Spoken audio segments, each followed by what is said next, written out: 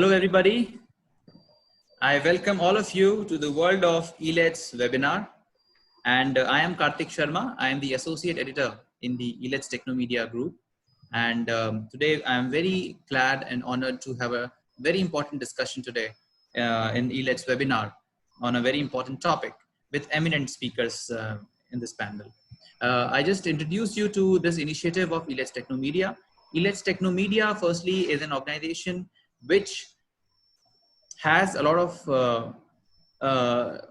work being done already in the society, and we are constantly working towards connecting people in society, whether it is in the field of health, education, governance, banking, urban development. We are working in more than 30 sectors, connecting people and igniting minds and impacting lives. And today, through our banner of digital learning, we are connecting the education stakeholders, eminent leaders in education sector in this webinar.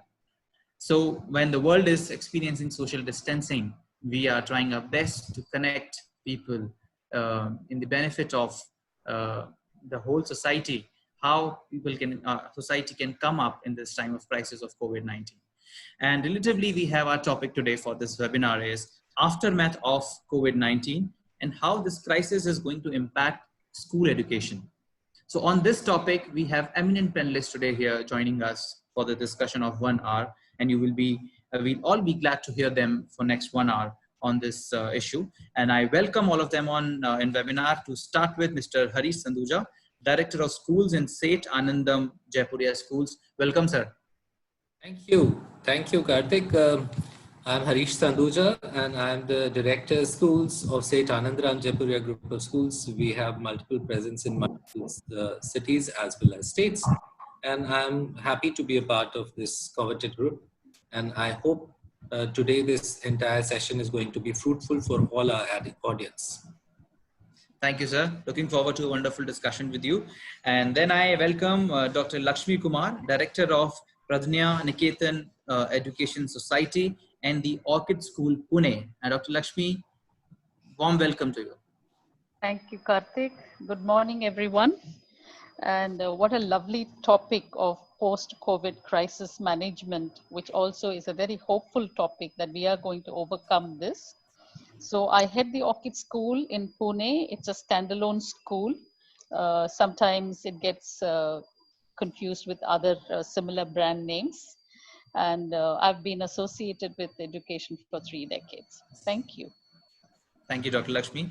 Then I welcome Dr. Neeta Bali, Principal of GD Goenka World School, Gurugram. Welcome, Dr. Neeta. Can you please introduce yourself? Hello, all panelists, and thank you, Karthik, for having invited me. I am Neeta Bali. I'm Director, Principal, GD Goenka World School, and Director, GD Goenka High School, which has recently been incepted. I've been in education for almost 36 years.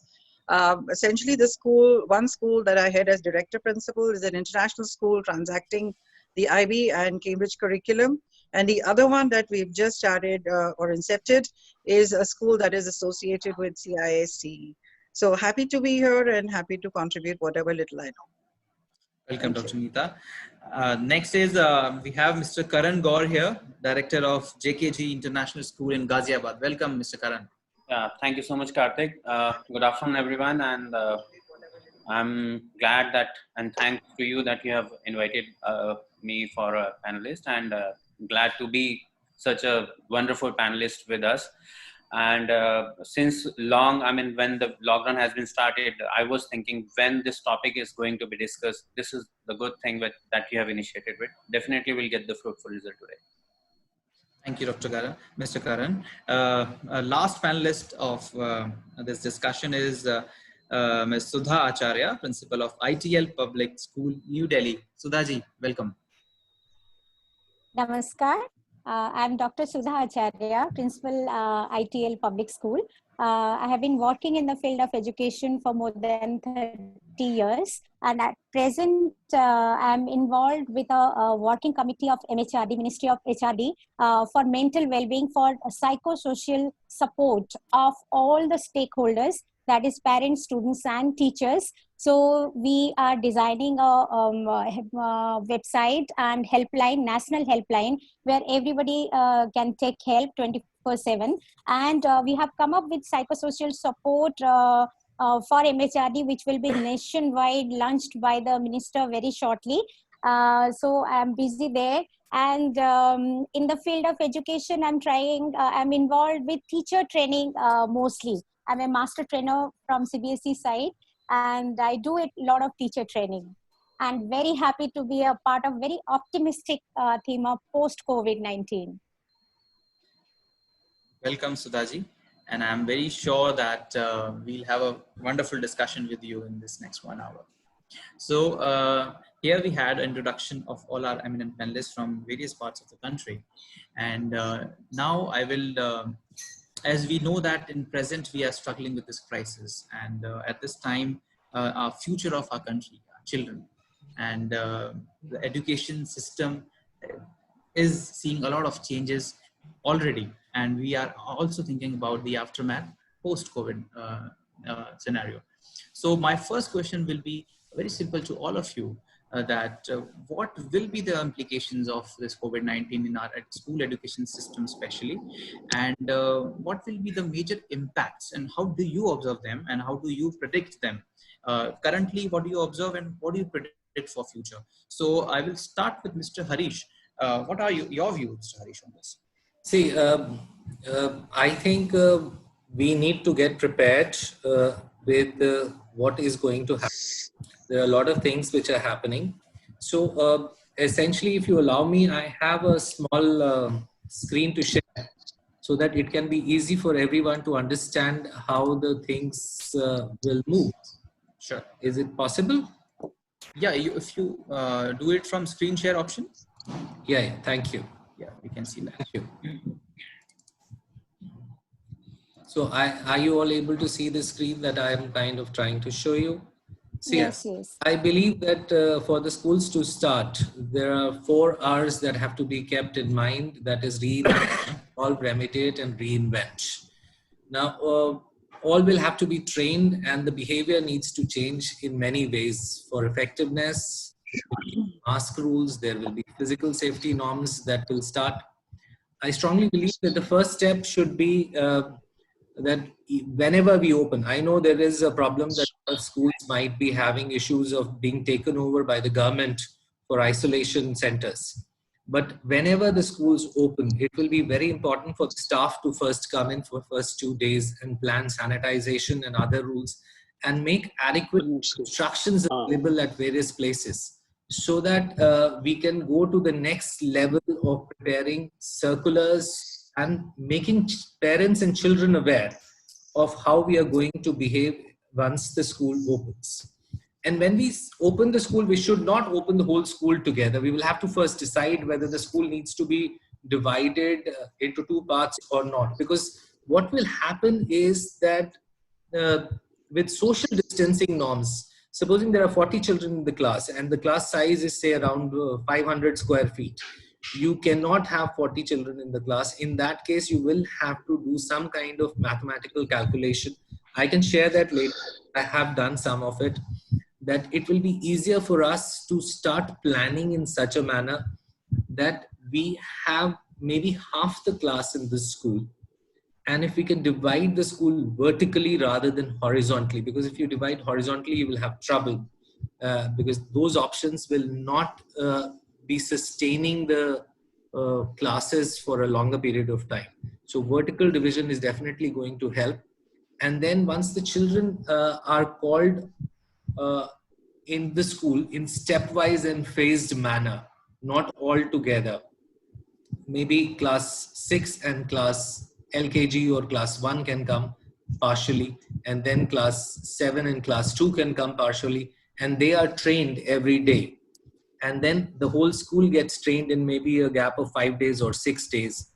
And then we start the test of real school, where almost half the school comes into the school norms and the structure.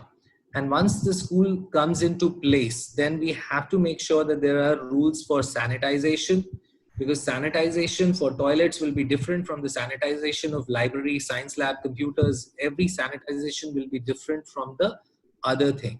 Similarly, the entry exit norms of the schools will have to be put up into place with staggering of times, staggering of gates, and how the parents need to be made aware. Bus rules will have to get changed. The bus in charges will have to be very careful about what they're going to do and plan. Similarly, socio-emotional learning becomes extremely important, because it should not happen that COVID-19 or a person who is positive becomes, or a child makes that other person as stigmatized. So those things we will have to take care of and make sure that the children are properly enabled in terms of social emotional learnings. The ayahs who are taking for the young, or taking care of the young children, how they are going to behave, because their trainings will become very, very important. Morning assemblies should not happen anymore, because we would not be liking to crowd over at one point. Breaks will have to be staggered with canteen rules. And God forbid, if anyone is found positive, then what will be the process of sanitization? Is the whole government going to close down all the schools if again we have people coming positive? Or we will have to kind of look at it in a more scientific manner and see that what will be the process of backtracking, and possibly we can do the closure of those sections and classes. And we'll have a process of sharing the information with the parents, because this has to be defined beforehand and the parents have to be made aware along with the children. Then the infirmary norms and the field norms have to be changed.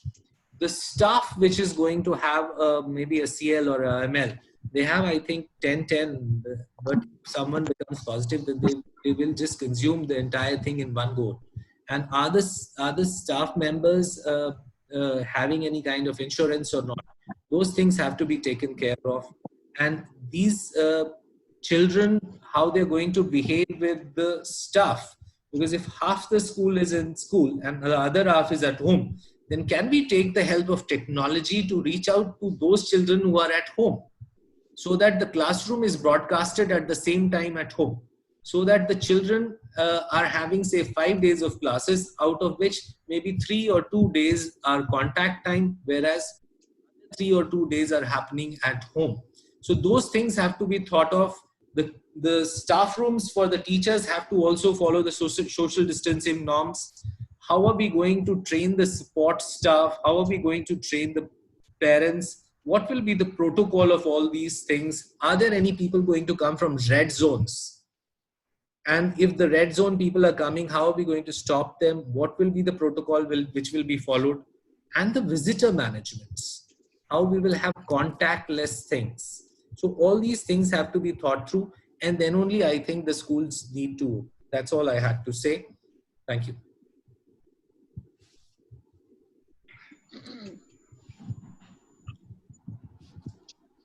Karthik, you are on mute. Okay. Now can you hear me? Yes. Yeah, actually, I like the idea that you have trying to prepare for physically people having students having in schools and to have classes on time. But I think there'll be a lot of challenges yet. And as you said that if we find one COVID positive, God forbid, then what will happen? Then I think there'll be a panic. So we'll come to you on that also. But I will now request Dr. Lakshmi. How do you see the impact of COVID-19 crisis on the school education ecosystem? I think Harish has very beautifully mind mapped the micro details. I want to kind of pan out first few principles of coming back. Because if we give the principles, then each school can customize, because all of us in India have our own context. Within one city, you have different realities. One is to understand that schools are not the lone systems or organizations where large gatherings take place. So we can borrow some of the practices and principles and the government norms that other large organizations are going to take, especially when we see where the adults are also. I think you have very beautifully covered that the vulnerability of the children, the age group that we deal with, is going to make it even more challenging. That's the second important principle. The third one is that there is a heightened anxiety all around. There is a kind of an alarmist approach that is there, which is only going to go high when we reopen, when we come back. And the schools are not the foolproof systems, or that we can sanitize the environment alone. As a problem solving approach is also something that we need to keep in mind as the principle.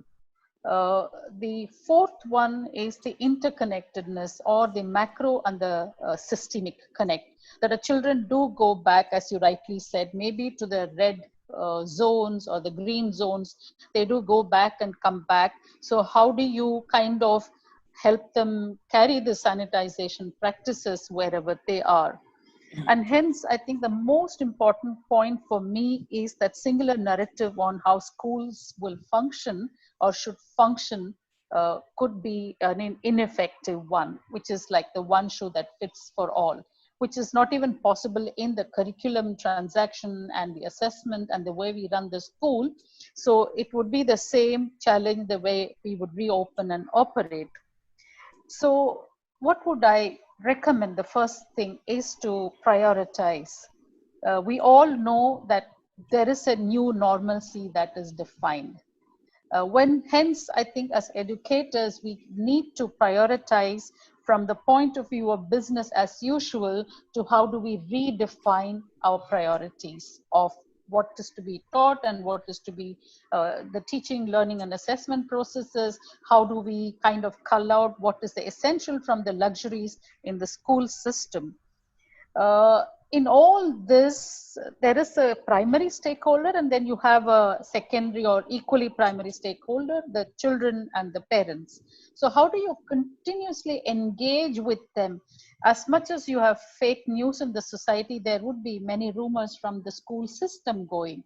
So how do you engage with the parents on authentic, relevant communications? Because there is a lot pouring in. So very important point is that if you look at the present data of who is actually violating the safety norms of the lockdown, it's the adults. So how do you train the adults, significant adults that includes teachers, visitors, parents, non-teaching staff, as to how do they role model? Until you really behave and show, nothing is going to percolate to the system. So how are they going to behave responsibly in terms of keeping collectively the safety norms? Hence, the narrative for me now more than ever need to be holistic and not a singular in terms of its goals and perspectives. And so our imaginative solutions or practices need to come from certain levels of government context, certain context of how it is used up in industries or in corporate community context, and how are different schools that are kind of handling these situations. And hence no school in that sense can assume a kind of a lone responsibility and kind of work in a bubble. So I think this is one of the wonderful platforms for us to deliberate and see and borrow what really is useful for. And I think this is going to really evoke the problem solving approaches of all our educational leaders. Thank you. Thank you, Dr. Lakshmi. I think you stressed upon some various important issues, like especially the mental health and anxiety which the students have, and how to deal with it. And I will now request Dr. Neeta Bali to please give your views on this impact of COVID-19. Thank you, Karthik.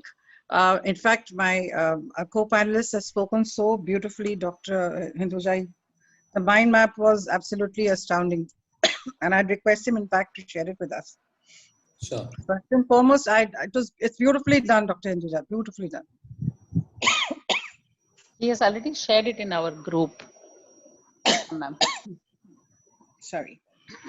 So first, as I mentioned initially when we were having a small discussion, I think this entire scenario is going to have long-lasting repercussions on the young people. I say long-lasting repercussions on the young people because their entire lives have somehow been derailed. Not merely the students, but also the teachers. It's like a new world order that seems to have come into being. And when I say a new world order, it has come in very abruptly without any preparedness on anyone's part. And it has come at a time, you know, when one was gearing up for the new session. So it's come with a lot of anxiety. So first and foremost, since I say our children's regimen has been completely derailed, there is nothing to look forward to the next day except the online classes. And of course, there is this sense of confinement to your home and to your family. In a school, it not merely do you receive academic inputs. I think what you essentially receive is a certain hidden curriculum, skills, and more significant than anything else, social skills. So those social skills are probably going to take a backseat and a battering because you are not going to be able to interact effectively with your peers. You are not going to be able to meet them every single day, enjoy the joy of togetherness that you enjoy every single day. I'm trying to make it as simplistic as possible because I feel very strongly that this is really taken a battering. And over a period of 1 month, I have observed and spoken to a lot of parents who have complained that the children are suffering from a certain degree of social anxiety. And anxiety per se, in fact, there is a sense of uncertainty and anxiety amongst the children and amongst the parents. So first, I think we need to address this to restore to some degree the sense of security and to mitigate the social anxiety that children are feeling. To restore normalcy, which is very important. So we have to work in a concerted manner as educators, taking the help of mental health professionals, making sure that our counselors are in sync with our teachers. Our counselors have to work very closely in synchronicity with the teachers so that children are able to bounce back, so to say. So I think bouncing back is more important than anything else. The second thing I'd say is because this has come in very abruptly, like a scourge. So everyone's reeling under the impact of this entire situation. So we have all rushed into online teaching. Every school has rushed into online teaching. Pardon my saying so, not everybody is adequately prepared. So everybody is rushed into online teaching. And there is a certain element of trial and error about this online teaching. Very often you find that when you're using Zoom, you have intruders walking into classrooms, using profanities. So you're looking at viable alternatives to Zoom and so on and so forth. So because we have gone into this through a trial and error method, I think the second and most significant thing is to be now in a state of preparedness and to train ourselves. So in fact, this entire thing of online teaching is still, I feel, in India at a very, very nascent stage. So we need to have much more rigorous training and we need to be in a state of preparedness. God forbid, if a situation like this was to recur, we should be in a greater state of preparedness to cope with it as schools and as teachers and as administrators. So I think our entire focus should be, in fact, to spend on teacher training so that the teachers are able to very effectively transact the online teaching. Though it's happening beautifully. In fact, it's a blessing in disguise. A lot of older people, in fact, a lot of older teachers who were resisting technology are also now forced to give in, to relent. And they're also happily trying to teach online and are learning from one another and from children. The third and most important, which I very, very strongly feel about, is that some key assessment periods and key assessments have been scrapped. If I talk about my school, we are an IB school. The IB was one of the first boards to declare that there will be no exams. Now, a lot of very bright students would have prepared for 2 years to be able to appear for these exams. The exams have been scrapped. Now, what do you rely on to assess these children? You rely on what the children have been doing over a period of 2 years, and you rely on something called predicted grades. So predicted or forecast grades sometimes can be subjective and can be manipulated as well. So if I say that, not merely Cambridge, but also Ivy, of course, they are trying to assess the students in a very, very objective fashion. They're showing a lot of empathy for the children. Having said that, we will now need to find a viable. Neeta ma'am, you have become muted.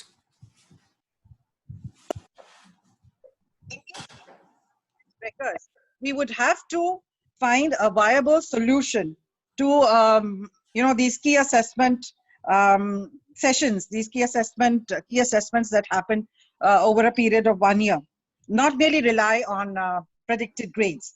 So homeschooling can be fun. Homeschooling can produce some very inspirational aha moments. I still feel homeschooling can't be an alternative, for actual time that is spent in school. Any phase of absence from school takes away a lot of learning from the children and impacts their learning adversely. So we have to start looking for viable solutions. That's one. And two, we have to be in a state of preparedness if anything like this were to recur. Yeah, thank you, Dr. Neeta. I think you have stressed upon various points, but I will take one point from your address that you spoke about social skills. And I think school is a place where foundation is led of a person, and there you teach them how to behave socially, how to become a social person. That might not be there in the higher education system. So how this homeschooling or online education will ensure, or the world after COVID will ensure social skilling of children, of the students. That is a very important point, and I think we should discuss rather further in this discussion. But before that, I will request Mr. Karan to share your views on the impact of COVID-19 on education. Yeah, hello everyone. First of all, I would like to say that this is the best time for the learners. I mean, that they got to know that to take care of your environment, how much important it is. Because of the lockdown, we got to know that now we have a healthier air to breathe. So this is the important message we got to know. Another thing, already my senior panelists, they have discussed all the key points which every teacher and schools are looking for. But my one point is that if we'll take all stakeholders and take their training session for online teaching, especially my parents, students, and teachers, because this pandemic issue, all of a sudden it came up, and school lockdown before anything else, lockdown in. So all of a sudden, as ma'am has said just now, that the senior teachers, those who are reluctant to adopt the technology, but now they are very wonderfully doing all the sessions, online sessions. But we are not exactly getting the results which we were expecting during our school teaching or classroom teaching. But though we don't have any option, we have to follow this. That's why this is very much important to take sessions for the parents and to the students and teachers, that how important it is to adopt this technology as of now, because we don't know when the schools are going to open. And as Dr. Harish has said, that if schools are going to open, then also we have to adopt both the technology, I mean online teaching and classroom teaching as well. So this is very important point to take care of, and we have to see how other schools are coming up, and maybe we can do this. Though it is very difficult to do experiential learning through online teaching, because for that we need peer learning and sharing and all. But still, let's see how come the education is going to change for this section at least. And CBSE has also come up with reducing the syllabus for senior classes. So from, I think, grade 4 to grade 12. So let's see how we are going to cope up till grade 3 students and 4 students. This is a very important time for every teacher. And I must appreciate all the teachers fraternity, that how difficult it was when schools were looking at how you are going to start your sessions and classes, and teachers, they came up with this technology within 2-3 days. They most of the schools have started these classes. So I must appreciate all the teachers community for that. Another thing, as one of the panelists has discussed, that first, I mean, be the change you want to see in the world. First, we have to implement all the measures and all the precautions in terms of mask, in terms of sanitization, in terms of sanitizing schools, sanitizing classrooms, sanitizing your bus, cars, your workers. And then if your students are watching that how important it is to sanitize yourself, then when our students are coming up, they are also going to follow all those measures. So these are the few points which I want to discuss. Thank you, Mr. Karan. You stressed upon the preparedness for schools for this period of crisis after COVID-19. But I will again, I think all of us are having one consensus on one point, that teacher training is very important, and to train teachers for the situation coming ahead. In fact, parents So, also. parents also, yes, definitely. So I will, you are a principal of a public school, Sudhaji. What is your view on this? When our planet Earth is really swept away by this pandemic COVID-19, and we celebrated the Earth Day on April 22nd by coming up with a digital science magazine where children are taking pledge that let us come together and save Earth, and how we can communicate and engage with our natural world, and we can cohabit each other together, taking care of each other. That's why we are seeing now blue skies and fresh air, like the other panelists told me. I will focus on three things. One is mental well-being, of course, which is comprising of physical, psychological, social, emotional, all these well-being with intellectual stimulation with the children. And for me, the focus point is life skill education. Life skill education, which is very, very important for the growth and holistic growth of each child. That is leadership skill, collaborative, intrapersonal skill, with that empathy, which is, and gratitude, practicing gratitude. Our children are confined to their homes for a long time now. So we are not concentrating only delivering curriculum or taking classes, online classes only on subjects. We are, children can be agent for passing on health messages, public health message. When children appeal through their videos that we must wear mask, we must sanitize our hands, and we must take care of ourselves, so that really appeals the whole world. So almost billions of children are at home. Some of them are waiting for their board results to come out. Some of them are still waiting for their board exam to get over. So they are really experiencing a lot of anxiety, feeling low. Even parents have complained me that they are becoming aggressive sometimes. They don't know how to take care of themselves. In this time, we have to take care of their mental well-being. Some of the parents are coming up and saying that lot of screen time. So children are facing that also. That's why right in the beginning, I was talking about digital well-being. If we can suggest some of the facts which will bring digital well-being in our children, in our teachers and parents also.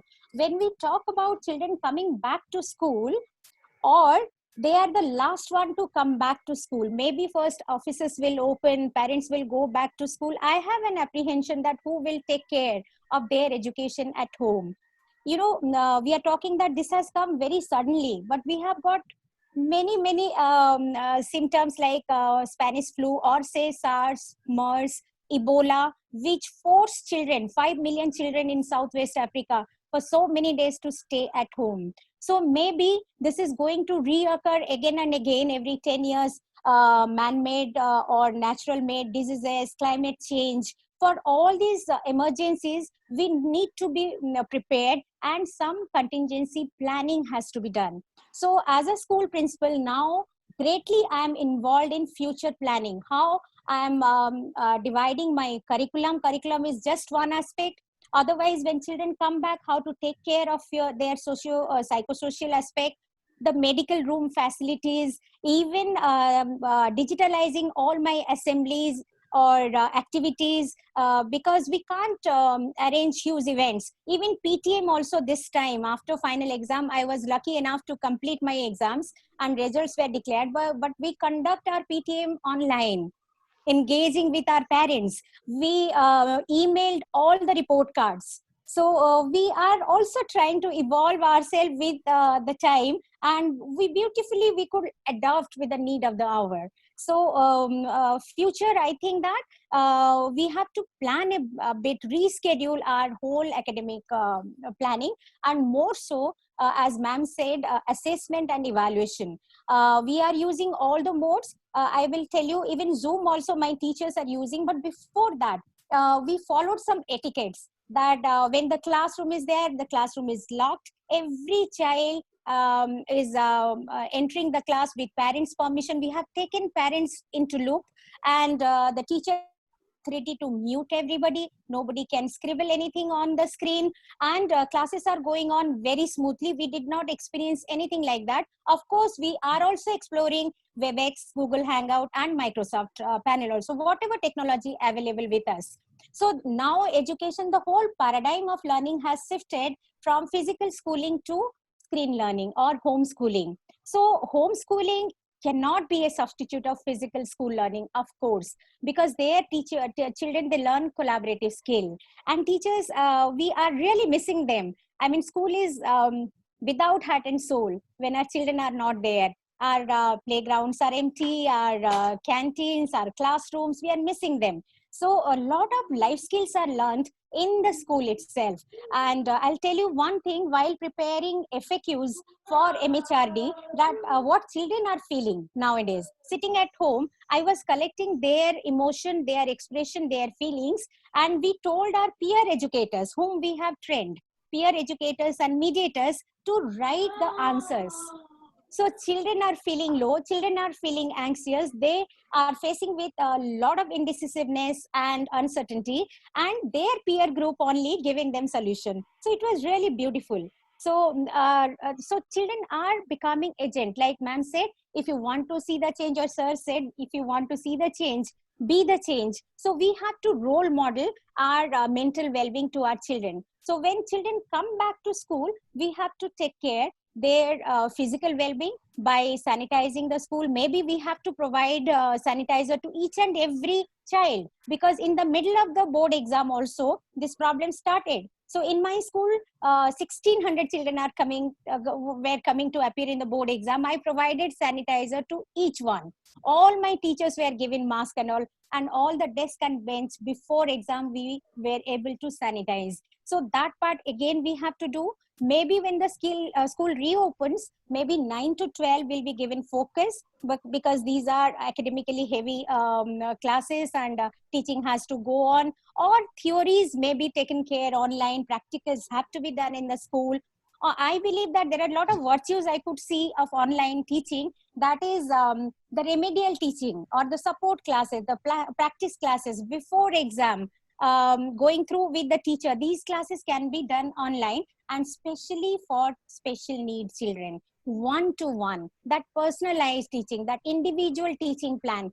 Now beautifully it is going on through online. So online teaching, even though it has got a lot of virtues, but side by side we cannot consider it as one of the substitute of physical schooling, because the real life skill education, value education, positive attitudes, and collaborating with each other, that leadership skill, communication skill has to come, and it only comes in the schooling system, physical schooling systems. We really sincerely hope that schools should reopen. And one more thing I'll say, that in these online classes, we are leaving behind our economically weaker section, the migrants who are facing a lot of problem now. Now, these online classes are not available to them. So universal accessibility of information, as long as we are talking about it, but it is not available to the last child in the rural areas. Even in urban areas in Delhi, we see so many children are there,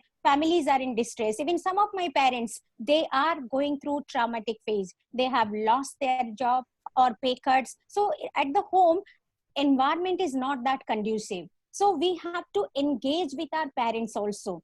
So our medical room, our counselor, from the counselor desk, from the principal desk, we are actively engaged with our parents and children and teachers also. We have to think about our teachers. They are no less than the essential workers like doctors, nurses, police and all. Nobody has highlighted their contribution during this pandemic. Millions of children, they are taking care, they are actively engaging with the children, they are taking care of their mental well-being, with physical well-being, and intellectually stimulating them also. So teachers are an integral part of social change. So I think that when school reopens, first thing is training. As ma'am said, training is very much required because this is trial and error going on.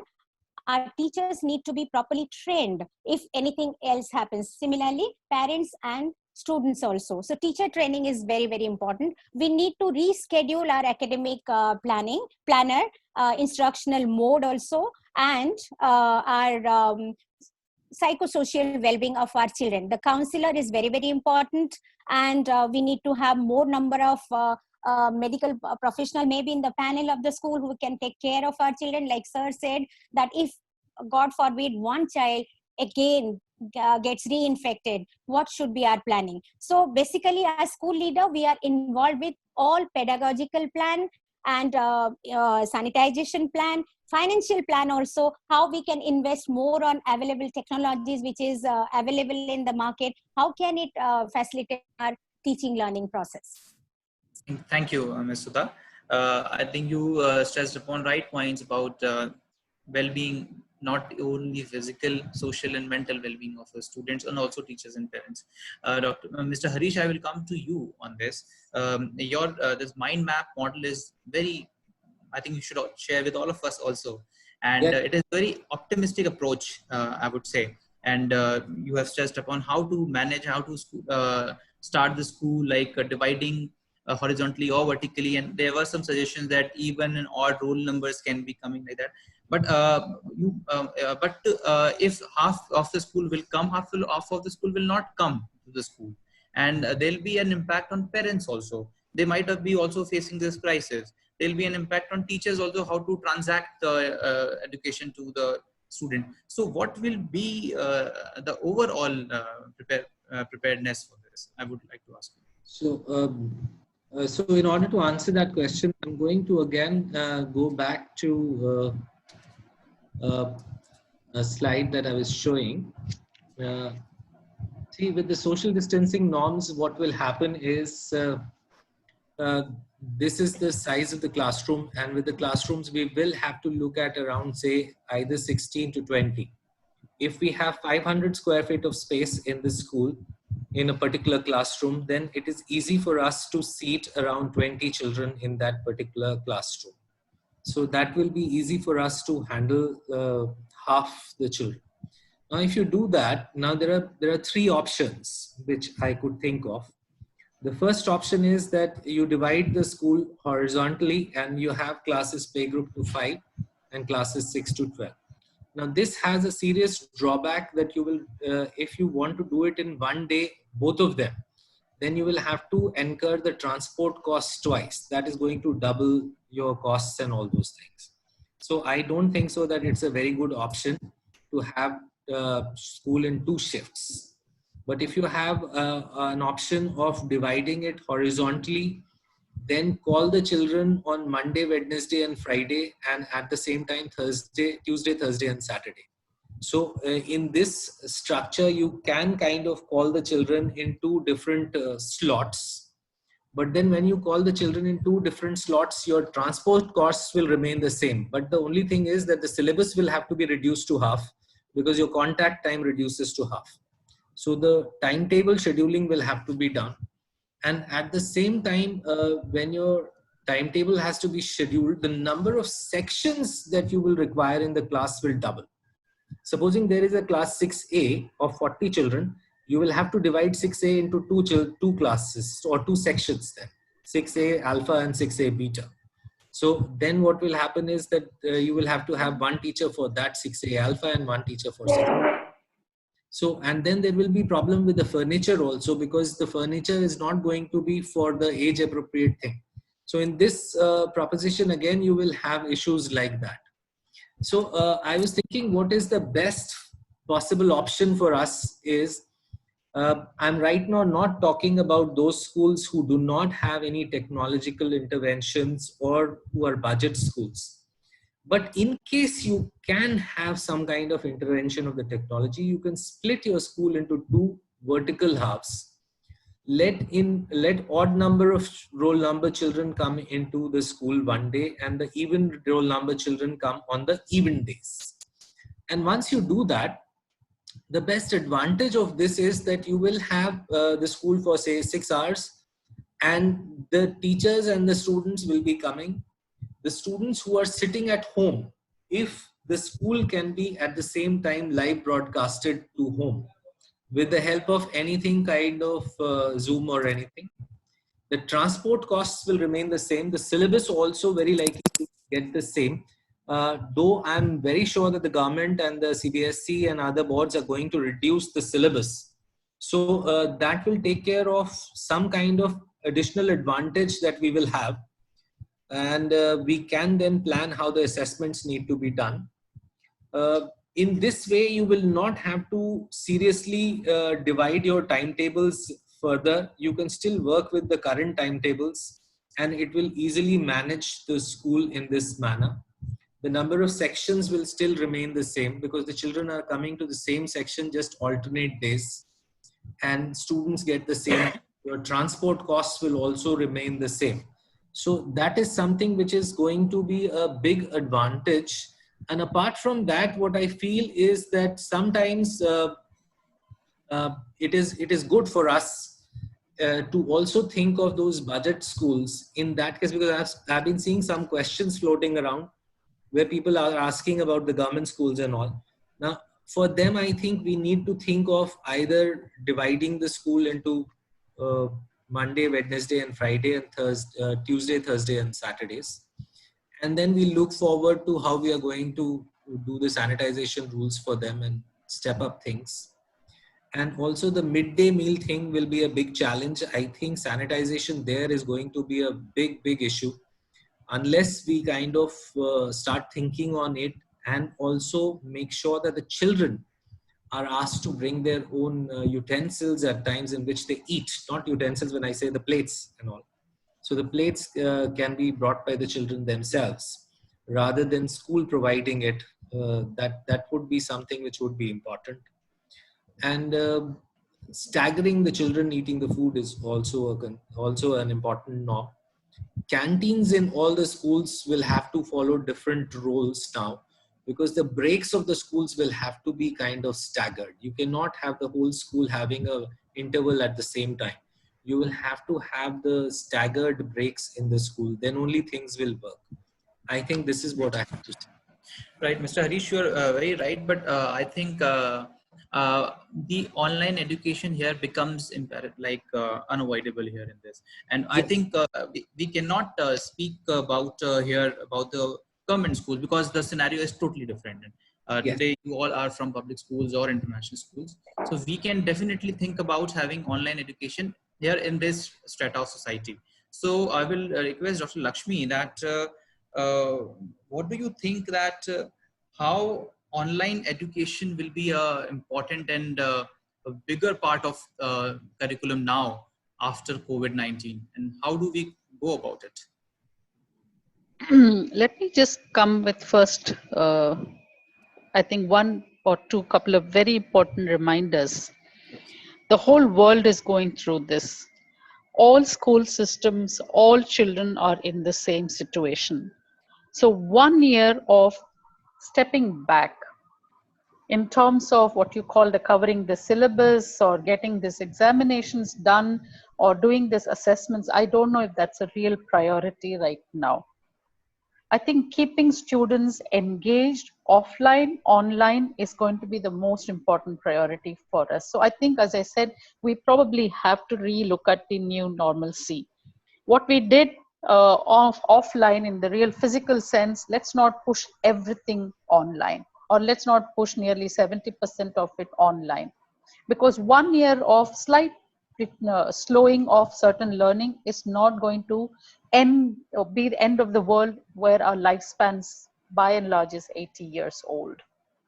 The second important thing for us is to remember that while we have a lot of plans, it still has to be implemented by the adults when it comes to physical sense.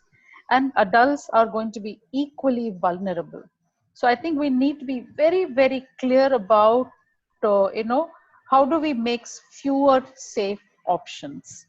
So, when we say, okay, when we go back and let's start with it, I think we cannot expect adults to be there in school from morning 8 to evening 8 if you're going to have a lot of those staggered issues. The third, I think the most important thing is to understand that we are going to be a year of, we will be on and we'll be off. We should be ready for starting and stopping. We should be ready for a lot of disruptive year, and it's okay. And not with this panic of what is being lost. There are 1 million gains our students are getting, a lot of practiced life skills at home, a lot of, how do you respond to crisis. I think school system can teach them a biggest lesson of alterations, modifications. You respond to the crisis and say, okay, we really right now don't have to be in a hurry to teach, cover the subject and assess. That's really not the priority. Is to probably use students, they are in a living situation where they have all the possibilities of contributing to the way that we engage them. They are so good with making videos. I think very, very important is to keep them in terms of a meaningful engagement, problem solving. We've been talking about in a very simulated, in a very academic, pedantic sense of problem solving. Ask them to look at how really today world leaders, our national leaders, health professionals are looking at problem solving right now. I think a lot of real life connect is what I think for a while, let's for heaven's sake keep all those ideas of physics has to be done, chemistry has to be done. Hey God, there is real chemistry happening in the world right now. Look at the political conversation. Who is going to make them help them make sense out of all this? So I'm going back to, let's not reinvent the wheel and put the square peg in the round hole. Abhi offline say online karenge and we will do everything but slightly diluted.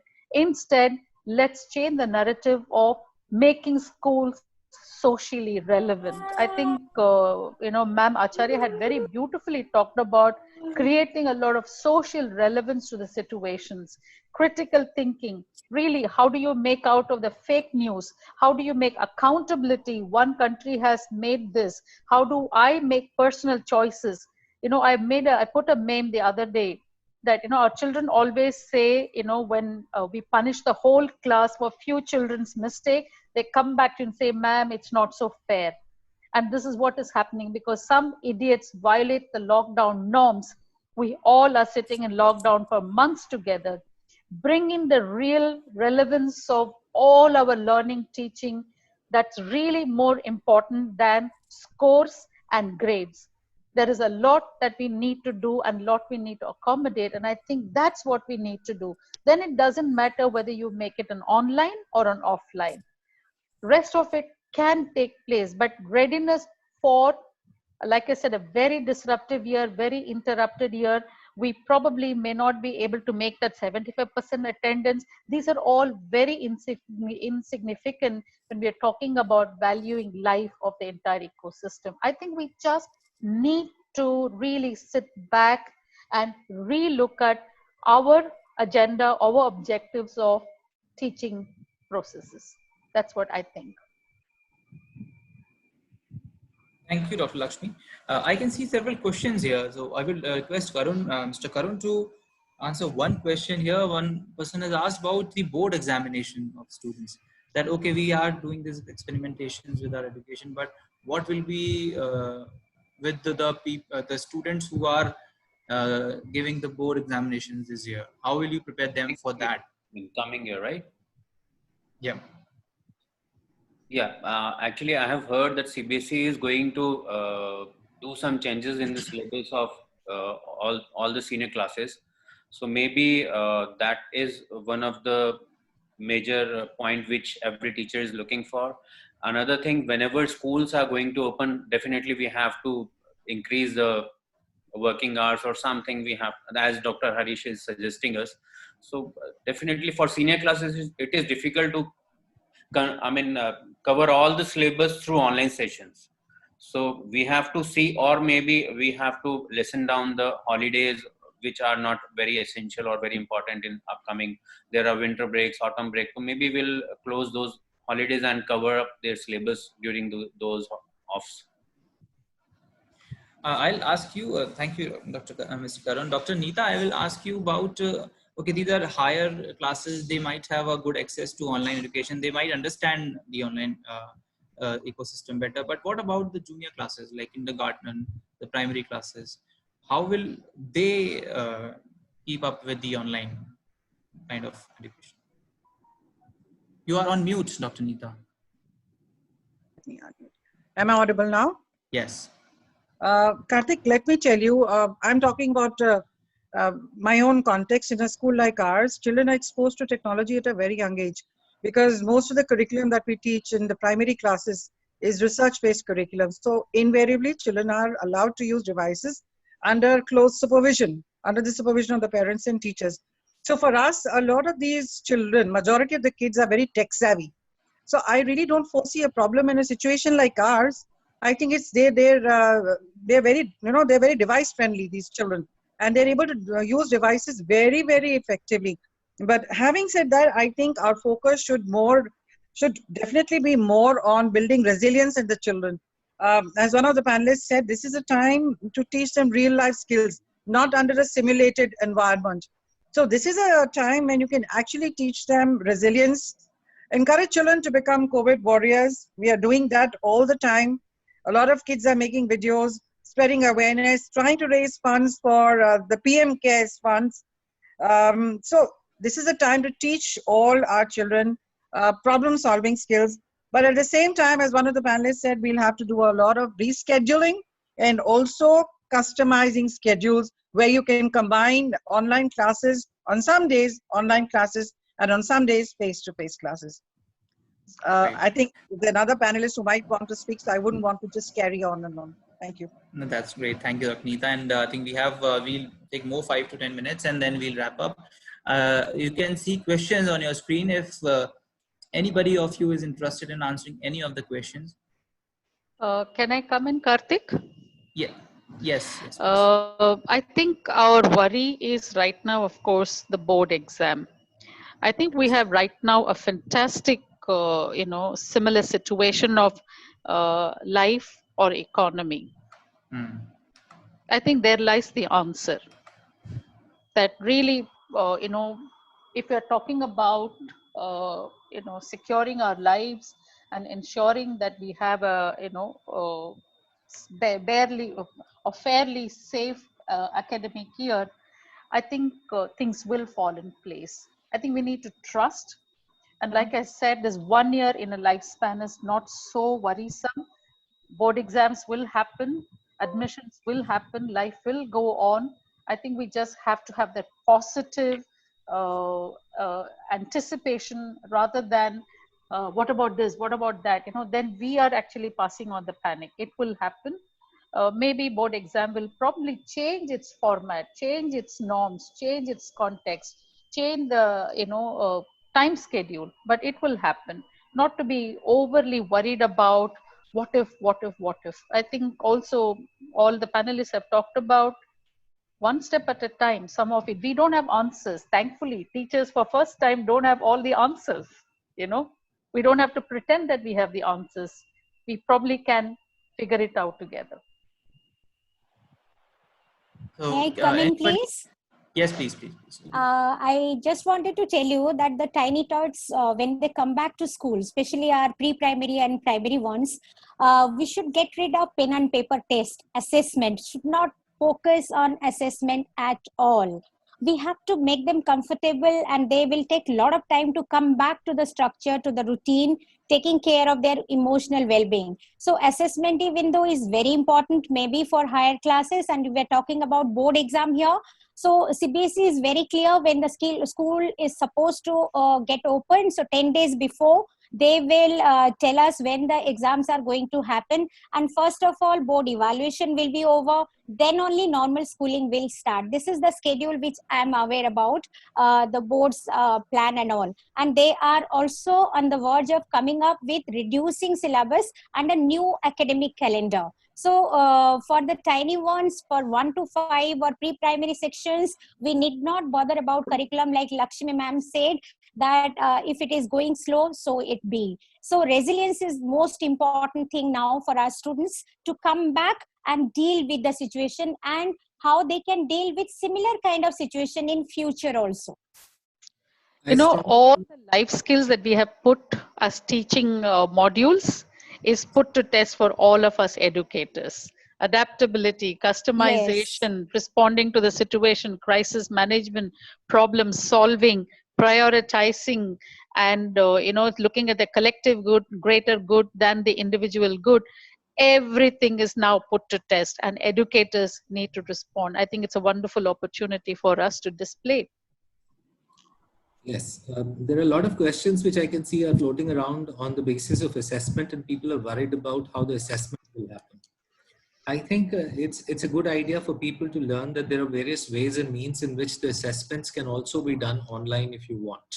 And when I say assessments can be done online, it is not only the MCQ tests, the subjective assessments also, the pen and paper tests can also be done online. There is a possibility, means there are various opportunities of doing so. And if people just kind of go online, you will find a lot of solutions for that also are available. That's right. Absolutely. Lastly, I would like to ask you that today in a stressed environment, what is the importance and significance of teaching them happiness? How to be happy? May I answer that for you, Karthik? That requires another panel meet. Yeah. I think That's happiness comes from within, and happiness cannot be a curriculum. Some of I saw one of the questions somebody is asking, ma'am, how can you take care of emotional well-being? Our children are not happy. So I can tell you 3 or 4 steps that even though students are not coming to school, so they are out of their routine, but still they can follow a flexible routine made by them. Routine gives us predictability, stability, that yes, we are supposed to do one after another thing. And the students can learn a new skill. That's what my point is, that learn a new skill. You can learn a new language. You can learn how to grow micro greens. You can learn how to write creative writing, brain gymming. So many things are available online. And if you have a hobby or a passion, you just practice more to get perfection, and interact more with your elderly family members. If they are their grandparents, they have vast experience. Learn from them. And happy family circle time, where all the family members come together and discuss good old memories, and they become happy. Or everybody's strength, what is going on each other's mind, we can discuss with each other. If you have plants also, take care of them, take care of your pets. And mindfulness, this is my focus. Mindfulness means being present at the moment. That you can do by long and slow breathing. Even mindful eating also, when your mother is serving you food, respect that food, value that food, and respect the person who has made that food with love and affection. And maintain a diary. If you are maintaining a diary, it gives you a lot of non-threatening, non-judgmental space where you can vent out your emotion, your expression. So these are few steps. If you do, maybe emotionally you will be sound. Right, Ms. Sudha. So anybody would like to conclude it with a remark? Can I come in? Yes, please. Yeah, I think this is once again for us, educational fraternity, the prioritizing of our emotional social intelligence. The cognitive element and the content can be mastered. I think this is also a time to talk about, that there are going to be times that in life there would be up and down. how we cope with it and how we handle it and how we address it. And that, a lot of real life checking points is what I think we can really go back to. And the parents also need support. Uh, and I think, unfortunately, this panel is, of course, talking largely about the privileged communities. I think this is also time for the privileged community to help children look around, help, as, Sudha ma'am had talked about the gratitude, that we still have food on the table. So it's a whole lot of emotional, social skills is what we can all as significant adults come to. And it doesn't have to be now, thankfully, only the school's responsibility. I think that conversation will help us. Right. Thank you, Dr. Lakshmi. And Can I come in? Karun, I will request you, Mr. Karun, for your remarks, please. Yeah, another positive has been the emergence of self-learning mode with the learners. Students have started thinking on their own, and parents too supporting during their online sessions. So this is one of the positive input which I observed in the student. They also start thinking on their own now. Just Thank to leave you. you with Thank a you. funny note, all of us in most school systems, really had to try hard to tell the children not to bring the devices to school, how to keep them away. And now we are all ironically promoting full and maximum use of device. And I think children are beginning to see that, is this adult community extremely confused? So I think we need to again look at, responding to the situations and how narratives can change very quickly. So, let's laugh at ourselves.